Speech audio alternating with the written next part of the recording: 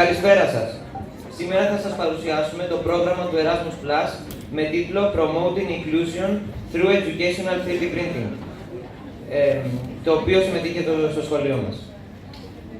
Πρόκειται για ένα επιδοτούμενο πρόγραμμα της Ευρωπαϊκής Ένωσης, το οποίο μας έδωσε τη δυνατότητα να εκπαιδευτούμε στη 3D σχεδίαση αντικειμένων και στη 3D εκτύπωσή τους. Σκοπός αυτού του προγράμματος ήταν η ενημέρωση των μαθητών για τις δυσκολίες που αντιμετωπίζουν τα άτομα με προβλήματα όρασης και τις δυνατότητες που δίνει η τεχνολογία της διάστασης εκτύπωσης στη δημιουργία αντικειμένων και οπτικών χαρτών.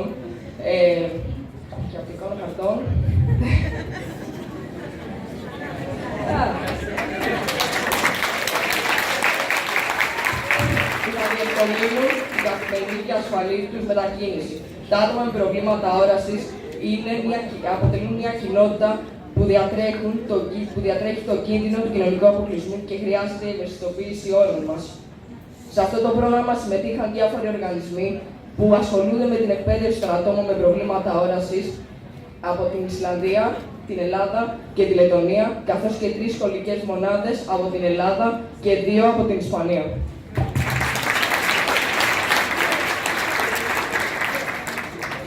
Την ομάδα μας αποτελούν 13 μαθητές και μαθήτριες από την Τρίτη Γυμνασίου. Ο Νίκος Ανέστης, ο Βασίλης Βαβούδης, ο Δημήτρης Βασιλαράς, ο Σπύρος Ταφερέρας, ο Κωνσταντίνος Ζανής, η Ευελίνα Κόκου, η Αναστασία Κατσιφαράκη, ο Λουκάς Κουμασώνας, ο Γιάννης Ρωμανός, ο Νίκος Κατσιπόδης, Παντελόπουλος, εντάξει, ο Τάσος Σταυρόπουλος, ο Ρωμανός Γιάννης και ο Σπανός Άρης.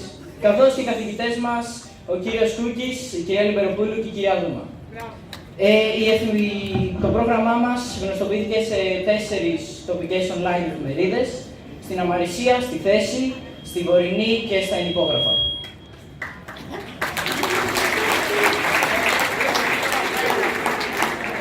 Στο εργαστήριο πληροφορικής σχολείου μας, μαζί με την καθηγήτριά μας, την κυρία Λιμπεροπούλου, σχεδιάσαμε διάφορα αντικείμενα ώστε να εξοικειωθούμε στο σχεδιαστικό πρόγραμμα FreeCAD.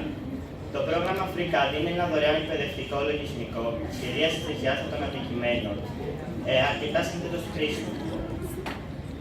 Ξεκινήσαμε σχεδιάζοντας απλά γεωμετρικά σχήματα και στη συνέχεια, μέσα από 20 περίπου ασκήσεις, σχεδιάσαμε μολυβοθήκες, μπρελό, σφραγίδες, απλά σπιτάκια ή συμμετρικά σχήματα όπως φιγουρίνους.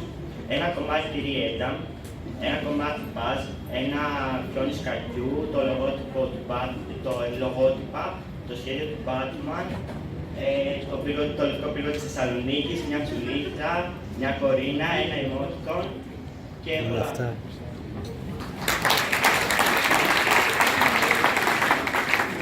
Στα πλαίσια του προγράμματος επισκεφτήκαμε τη UTEC Lab, το κινήδιο ιδρύματος στην Καλλιπέρα. Σχεδιάσαμε ένα κομμάτι ενός φάρου με το σχεδιαστικό πρόγραμμα Tinkercad και στη συνέχεια είδαμε για πρώτη φορά πώς εκτυπώνεται ένα τρισδιάστατο αντικείμενο σε 3D εκδοτή.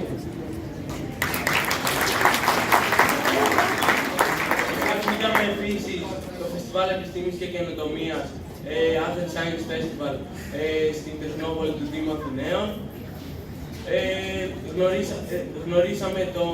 Γνωρίσαμε τον Πέπερ,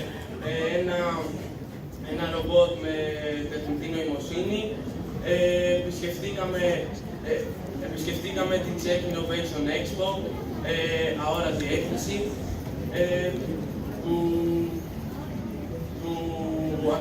που αξιοποίησε τις δυνατότητες της επαξημένης πραγματικότητας, virtual reality.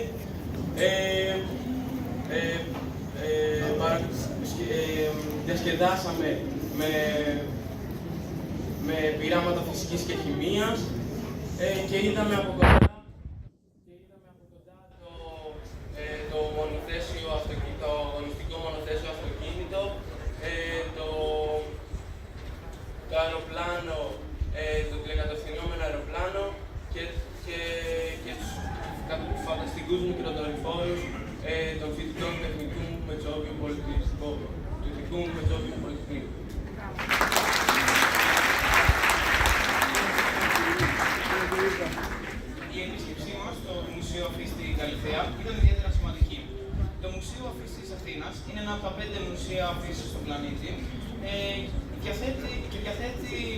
στα αντίγραφα γνωστών γλυπτών και έργων τέχνης, φτιαγμένα από ειδικό υλικό που επιτρέπουν στους επισκέπτες να τα αγγίζουν.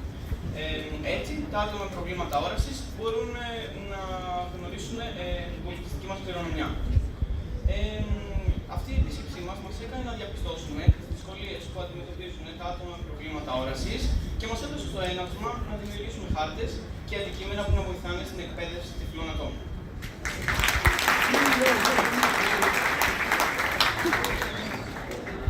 Με τα χρήματα του Ευρωπαϊκού Προγράμματος Print 3D αγοράστηκε και λειτουργεί στο σχολείο μας ο Graphical Glass, ένας εκτυπωτής που παρέχει πολύ καλή ποιότητα εκτύπωσης διάφορων αντικειμένων, όπως θα δείτε και εσείς έξω από το αμφιθέατρο.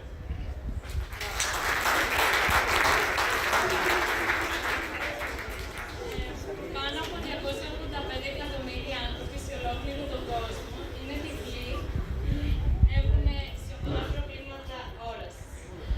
Στην Ευρώπη, πάνω από 50 εκατομμύρια άνθρωποι έχουν κάποιο είδος αναπηρίας και πάνω από 12 εκατομμύρια άνθρωποι σοβαρά προβλήματα όρασης. Ο αριθμός των ηλικιωμένων που έχουν σοβαρά προβλήματα όρασης που οφείλεται στην ηλικία ή σε κάποια ασθένεια συνεχώς αυξάνεται.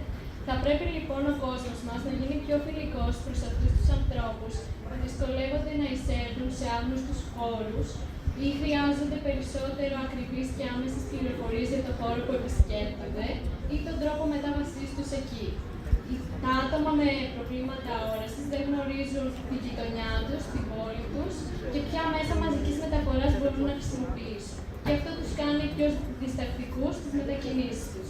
Σκοπός μας λοιπόν είναι να δημιουργήσουμε βοηθήματα για να παρέχουμε στα άτομα με προβλήματα όρασης την ανεξαρτησία και την ασφάλεια που πρέπει να αισθάνονται στις καθημερινές τους περιηγήσεις.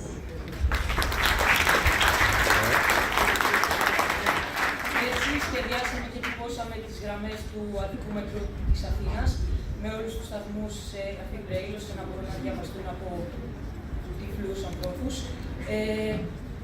Επίσης, τα άτομα με προβλήματα όρασης μπορούν στους σταθμούς μετάβασης να διαβάσουν ποια γραμμή να ακολουθήσουν μέχρι το τελικό τους προορισμό.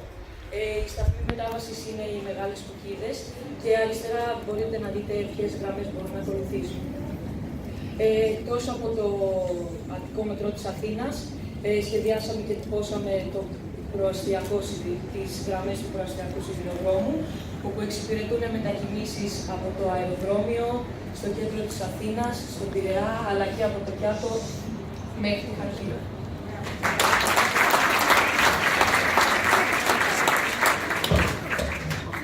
Σχεδιάσαμε και τυπώσαμε τις κατόντους του Μουσείου Αφής, ώστε τα άτομα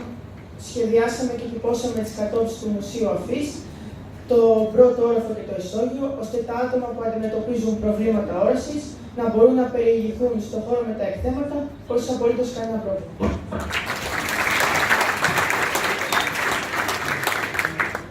Τέλος, σχεδιάσαμε την γειτονιά της Περιττέας με κάποια πολύ σημαντικά κτίρια, όπως το πολιτιστικό κέντρο Σταύρος Νιάρχος, το Γεννήθιο Ίδρυμα, το Μουσείο Αφής και το Φως του Ελλάδος.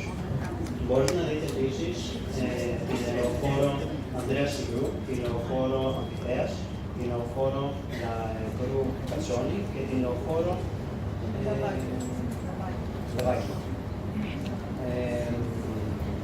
Σχεδιάσαμε καθώς επίσης σχεδιάσαμε και τις υπογραφές διαβάσεις της γειτονιάς και της άσης λεωφορείου που βρίσκονται διαβάσεις του Μουσείου Αφής.